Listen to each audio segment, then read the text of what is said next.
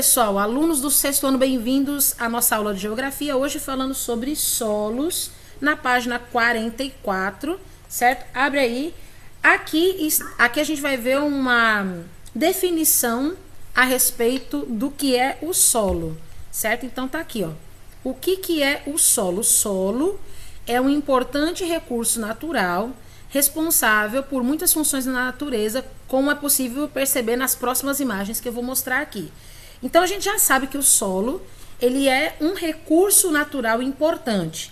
E ele é importante para quê? A gente vai observar aqui as imagens e a gente vai chegar nessas conclusões. A gente percebe que o solo, ele é importante para a filtragem da água. Por quê? Porque o solo vai reter as impurezas, certo? E vai contribuir aí para o fornecimento de água potável para os mananciais, né, para os rios, para as nascentes, certo? Aqui a gente tem uma imagem da Serra do Espinhaço, em Minas Gerais, tá? No seu livro, na página 44. O solo também é utilizado na produção agrícola, então a gente precisa do solo para produzir alimentos.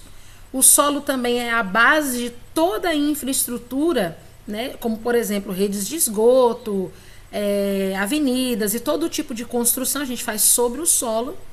E outra função do solo é a exploração mineral, né, onde a gente pode aí extrair diversos elementos naturais da natureza, né? Se é natural é da natureza, obviamente. Mas assim, no que a gente está falando? A gente está dizendo que se a gente não tiver a utilização criteriosa e responsável desse recurso, a gente pode passar por algum tipo de privação ou algum tipo de necessidade. Por exemplo, o que você acha que pode acontecer se, por exemplo, o solo for contaminado? O que acontece se o solo for contaminado? As plantas vão começar a morrer. Então, aí no caso, o Pedro já disse que a gente já não tem alimento suficiente. Não é isso? Quem vai sofrer vai ser nós. É verdade. Os animais. É porque... Não sei, mas vai ser tão ruim. E os animais também que dependem das plantas, né, para sobreviver. Os animais herbívoros vão precisar também. Mas não só os herbívoros. Os animais herbívoros não vamos ter carne. Praticamente tudo que a gente comer vem de planta. É verdade, verdade. Porque a vegetação, né, a planta... Sem comida, feijão é planta. Isso. Isso. Arroz eu não sei. Arroz também é. Sim. Pois sim. Soja. É verdade. Tomate. Então, se a gente ficar só mesmo pensando em lucrar e extrair algo do solo sem se preocupar com a sua preservação, a gente vai ter aí um problema sério, não somente para todos os seres vivos, mas principalmente para o ser humano. Então, aqui, ó, na página 45, você já vê que as imagens que você viu agora há pouco vão mostrar aí a multifuncionalidade do solo, certo? A respeito de uma definição de solo. Se a gente fosse fazer a definição de solo, o que a gente faria, né? Como que a gente definiria? Então, o solo... Tia. Sim. Ô tia Bate. Oi. Eu cheguei atrasado porque eu tive que sair na rua com meu pai, viu? Certo. Ah, sim, uma coisa. Sim. Então é por isso que quando a gente estudou aquele negócio de estação de tratamento de esgoto, tinha um lugar que tinha um monte de areia e pedrinha para filtrar a água, né? Isso, exatamente. Porque a sujeira que ela é mais densa, que ela é mais sólida, ela iria ficar toda parada ali naquele bloco de filtro. Enquanto que a água, né, sairia mais limpa no outro lado para continuar o tratamento da água, né? Então, o solo, ele é, assim, vamos dizer, um material que ele é composto por partículas, né? Que são esses grãozinhos, né? Alguns são mais finos, outros são mais grossos, né? Então, ele tem diversas gramaturas, né? Diversos tamanhos nos seus grãos, certo? Só que dentro do solo também tem material orgânico, que é onde crescem as plantas. E quais são esses materiais orgânicos? A gente tem ali diversos nutrientes que são base de alimento para as bactérias, né? E para outros seres vivos que dependem do solo para sobreviver. Então, esse material orgânico aí vai fornecer todo o alimento que todos os seres que vivem no solo, inclusive as plantas, precisam para poder se desenvolver. Mas o solo, ele é fruto do intemperismo. Intemperismo é uma espécie de erosão. Na verdade, é erosão. Porque a gente pode ter três tipos de erosão, três tipos de intemperismo.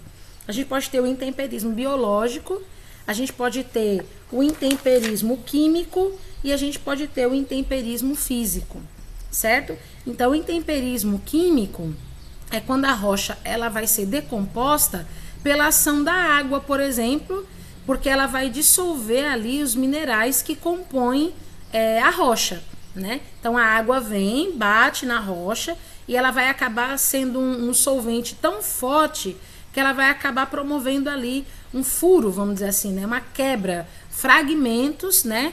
Da nossa rocha. E aí a rocha ela vai sofrer o desgaste, que é a erosão. E por isso ela vai formar ali a questão ali do solo. A gente tem o intemperismo físico, que é quando a rocha ela vai sofrer ali alguns fragmentos, algumas rupturas, né? Ela vai meio que se quebrar em pedaços, né? E esses pedaços aí, eles vão sofrer um desgaste aí pela ação do vento também, né? Essas partículas também vão dar origem aí ao solo. O intemperismo biológico, ele é a decomposição das rochas feita através da ação dos seres vivos. Por exemplo, o próprio ser humano, ele vai querer mexer ali, trocar, tomar um espaço onde uma rocha está ocupando. Por exemplo, eu quero construir aqui um prédio nesse ambiente e tem uma rocha nesse espaço. Então, eu vou quebrar essa rocha para que ela saia daqui e eu possa construir aqui em paz. Então, isso aí a gente chama de intemperismo biológico. É a ação de um ser vivo sobre a rocha. Oi. Por exemplo, eu quero tirar uma dúvida. Por exemplo, a pessoa descobre que tem muitos diamantes dentro de uma rocha. Aí ela quebra a rocha. Isso se classifica como intemperismo biológico? Sim, a ação de mineração é intemperismo biológico, porque é o ser humano que está indo lá e está mexendo na rocha, né? Seria químico ou físico se não tivesse a ação do ser humano, mas quando tem a ação do ser humano é biológico. Por isso que chama biológico, porque um ser vivo, né? Um ser vivo foi lá e mexeu. Isso acontece também com alguns tipos de animais que acabam fazendo casas, ninhos, né, dentro da rocha. Então, intemperismo biológico vai ser quando qualquer ser vivo interferir na rocha para que ela seja, vamos dizer assim, modificada, né? Então, esses agentes todos, misturado aí com todos os processos de ação da água, pela chuva, pelos rios, pelos mares, pelas geleiras, as variações de temperatura, desgaste pelos seres vivos, seja humanos, seja animais, tanto faz. Tudo isso é conhecido como intemperismo, certo? E a gente chama intemperismo também de erosão. Então a gente tem três tipos de erosão: química, física e biológica. E aí os solos, eles podem ser classificados de acordo com a sua textura, de acordo com o tamanho das suas partículas, na sua gramatura, de acordo com seus minerais. Se tem um alto teor de areia, por exemplo, vai ser arenoso. Se tiver baixa capacidade de escoar água, né? Se tiver uma baixa permeabilidade, por exemplo, vai ser um solo mais argiloso, né? E assim por diante. A gente tem várias formas de classificar o solo, certo? E aqui a gente está vendo imagens do solo aí também na página 45. A gente tem imagens de um solo arenoso e imagens de um solo argiloso, né? O solo arenoso, ele não é muito propício para o plantio, porque ele tem um escoamento de água muito rápido. Não dá tempo do solo ficar úmido por tempo suficiente a ponto dele poder brotar. Oi? Já que o solo arenoso é um tipo de solo que a água não fica muito tempo, ela é sugada. Então, o solo arenoso é um solo permeável? Isso, ele tem uma grande capacidade de permeabilidade de água. Por isso que ele não é muito bom para o plantio, porque ele não fica ali com muito tempo úmido o suficiente para germinar a semente. Já o solo argiloso é o contrário total do solo argiloso. Como a argila ela tem baixa permeabilidade, ou seja, ela não consegue permitir a passagem da água com tanta facilidade, esse solo vai ficar muito facilmente alagadiço. Então, para o plantio, o solo não pode ser nem alagadiço e nem seco demais. Então, o solo que é mais propício para o plantio é aquele solo que é um pouco mais escuro. É um solo que a gente chama de terra roxa ou massapê. É um solo que tem uma alta probabilidade de fecundação, né, de germinação da semente. Por quê? Porque ele fica bastante tempo ali úmido o suficiente para que isso aconteça. E ele tem uma alta capacidade e concentração de bichinhos que vão trabalhar ali na questão da nutrição desses vegetais, desse plantio. Então ele vai ter ali bastante minhoquinha, ele vai ter bastante bactérias que vão ser favoráveis para a formação dos legumes, vegetais, enfim, aquilo que trabalha na agricultura, né? Eu tenho todos esses tipos de solo aqui em casa como amostras para a gente poder ver. Só que hoje a gente está vendo mais a parte teórica e na próxima aula a gente vai ver eles bem direitinho. Vamos ver cor, vamos ver a diferença entre eles. O negócio seria bom se a gente pudesse pegar, para a gente ver a textura, a diferença.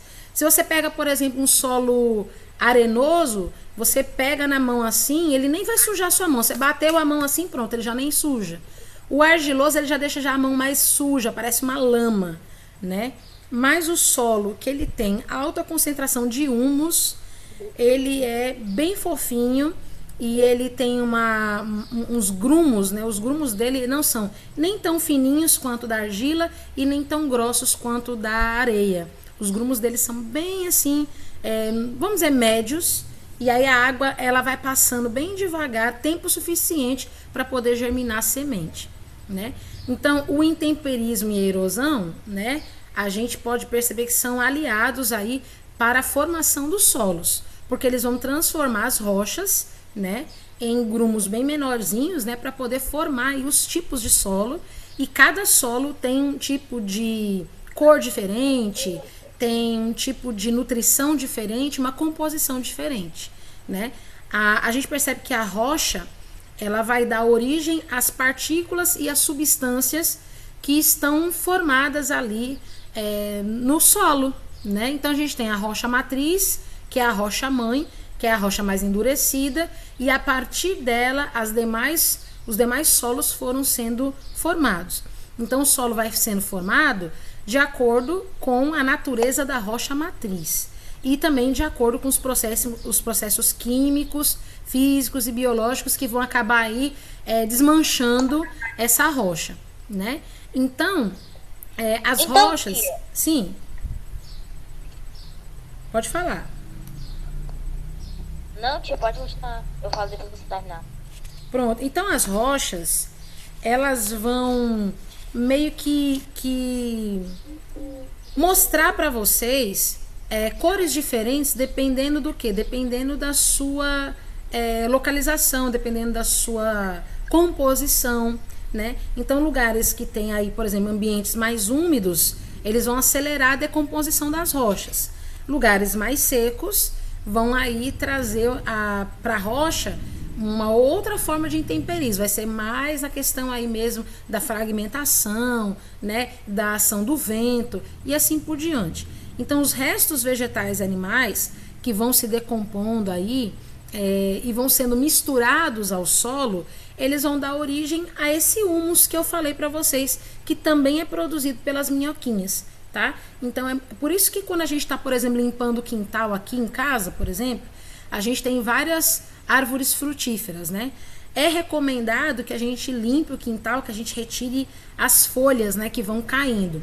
Mas parte dessas folhas é muito bom que você coloque ali próxima, na parte de baixo da árvore, perto das raízes. Por quê? Porque essas folhas, elas são material orgânico. Ou seja, um dia foi vivo e agora está entrando em estado de decomposição. Quando essas folhas elas entram em estado de decomposição, elas vão virar nutrientes para a própria planta, né? Então, por isso que quando a gente limpa o quintal, a gente não tira todas as folhas. Parte das folhas a gente deixa ali juntinha, perto ali do caule da planta, né? Para que ela se decomponha e vire vitamina, né? Vire alimento novamente para a planta, né? Então, a gente tem aqui, ó, um infográfico para a gente poder observar. A gente vê a rocha matriz lá embaixo, que é a camada mais endurecida, né, da crosta terrestre, e a gente tem a sua fragmentação, ou seja, ela vai entrando em decomposição mediante aí os vários tipos de intemperismo que ela vai sofrendo. Ela começa a formar o horizonte C, né, que vai ser aí uma mistura dos fragmentos da rocha matriz com material orgânico. Então ainda é um solo um pouco mais endurecido. Aí esse solo, ele também vai dar espaço para a formação do horizonte B, que tem mais sais minerais, né, e podem ser facilmente levados pela chuva. Mas a camada do horizonte A é a camada superficial, que tem matéria orgânica, aonde a gente tem aí a formação da vegetação. Então, quando as raízes fixam nessa parte, elas vão fazer com que o solo fique mais firme, mais resistente, porque é como se as raízes fossem uns dedinhos que fossem segurar ali aquele pedaço de solo, aquele ponto de terra ali, para ele não se movimentar.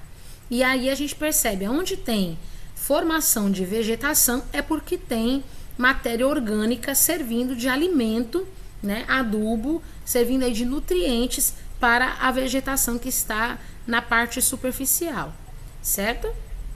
Alguém tem alguma dúvida? Tia, eu queria falar uma coisa. Pode perguntar.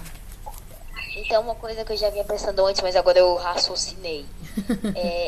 Não quer dizer que a areia que existe na praia um dia foi rocha e agora são detritos dessas rochas? Exatamente. Ela é a ação dos fragmentos, né, de uma rocha que se transformaram na areia da praia. Exatamente. Um dia aquela areia da praia foi rocha matriz. Toda, tipo assim, terra, alguma coisa assim, já foi rocha? Isso, exatamente. Tudo, né? Isso. Todo tipo de solo um dia foi rocha, que entrou em decomposição e se tornou solo. São fragmentos de uma rocha, certo? O que você está fazendo aqui? Tem aquelas rochas de pedra que elas vão, tipo, se... Isso. A areia vai tipo, se descolando delas. Se você vai em praias diferentes, você vai perceber colorações diferentes para a areia da praia. Por exemplo, uma vez a gente foi numa praia aqui no Ceará, onde tinha umas falésias, né? E essas falésias são aquelas estruturas de areia, né? Que são bem altas, assim, né? Bem bonitas. E elas tinham vários tipos de colorações diferentes. Alaranjadas, avermelhadas. Significa que ali naquele lugar provavelmente deve ter algum minério, né? Que faz com que aquele solo fique daquela cor. Pode ser ferro, né? Pode ser concentração de ferro que deixa daquela cor. Pode ser concentração de bauxita, pode ser concentração de manganês. Alguma coisa se misturou naquele solo e ficou com aquela cor. Então, a cor dos solos também depende de materiais que são minérios, né? Que entraram também em decomposição e acabaram se misturando, né? Ali na composição do solo e deixando ele com aquela coloração, tá?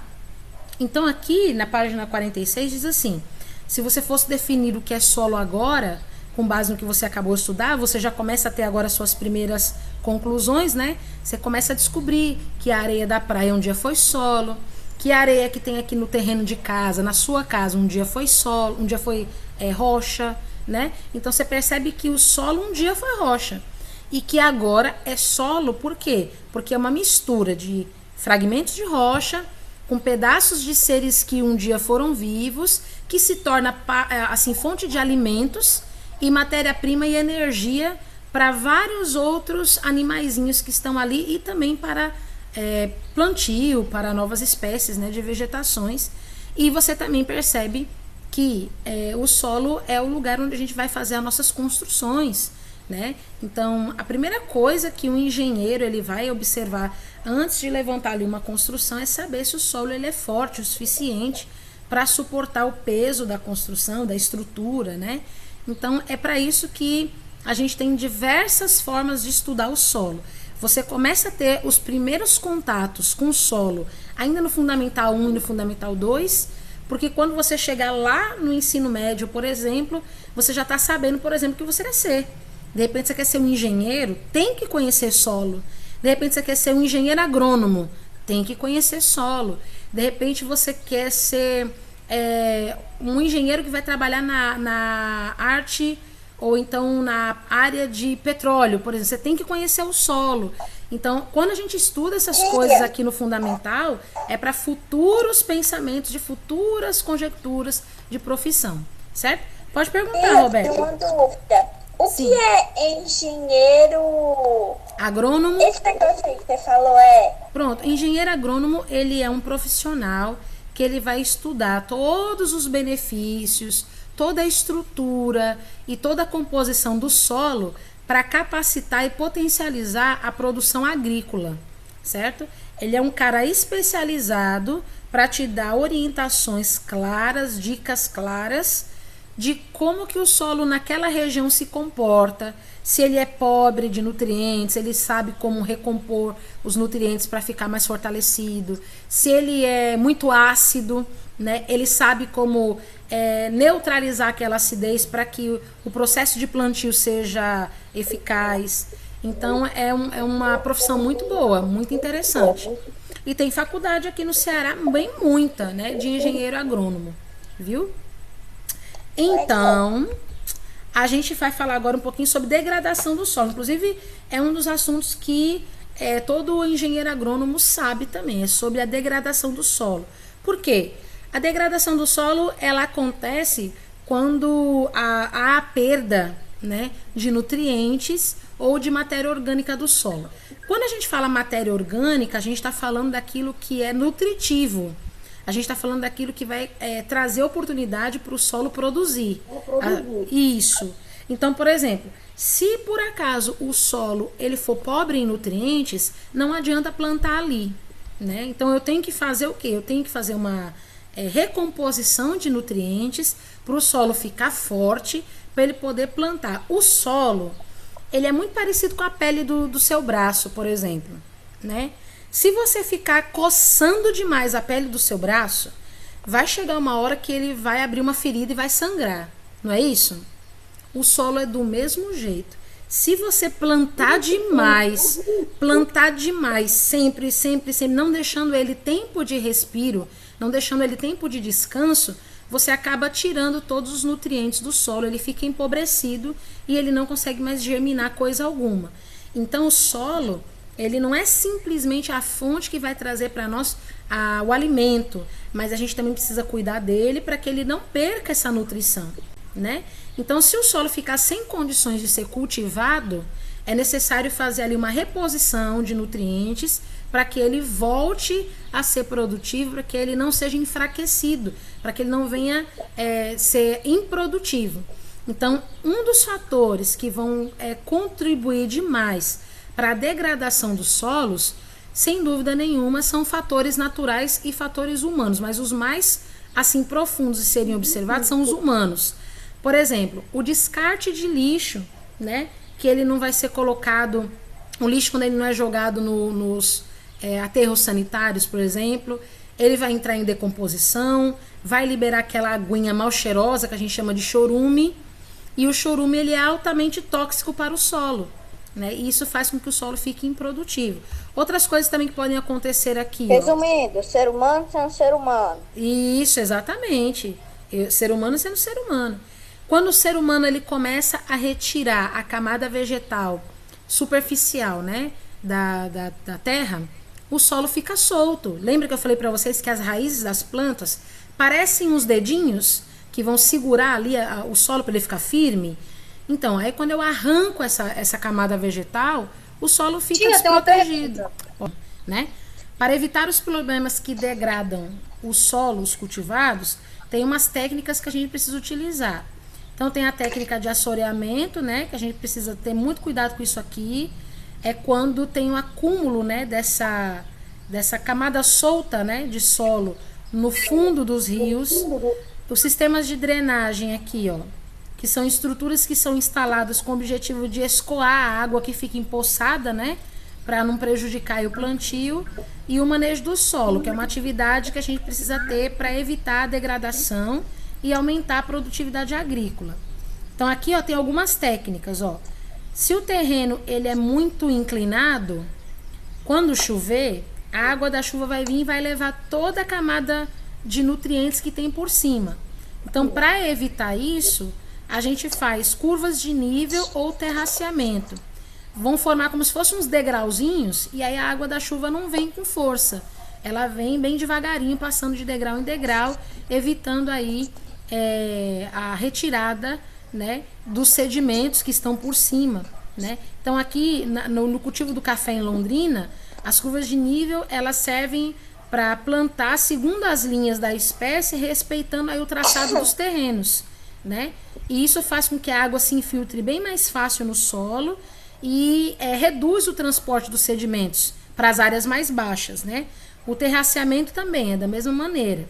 A gente faz uns degrauzinhos ou umas rampinhas, né, niveladas, né, para diminuir a erosão na hora da escoação da água da chuva. E aqui também a rotação de cultura, como eu falei para vocês, não pode plantar a mesma coisa toda a vida no solo. Tem que mudar o plantio, né? Por quê? Porque se você plantar sempre a mesma coisa no mesmo território, ele vai acabar perdendo os seus nutrientes naturais. Então você faz a rotação, troca o plantio para que ele não perca os nutrientes e também tem que respeitar e deixar o tempo de descanso aí do solo.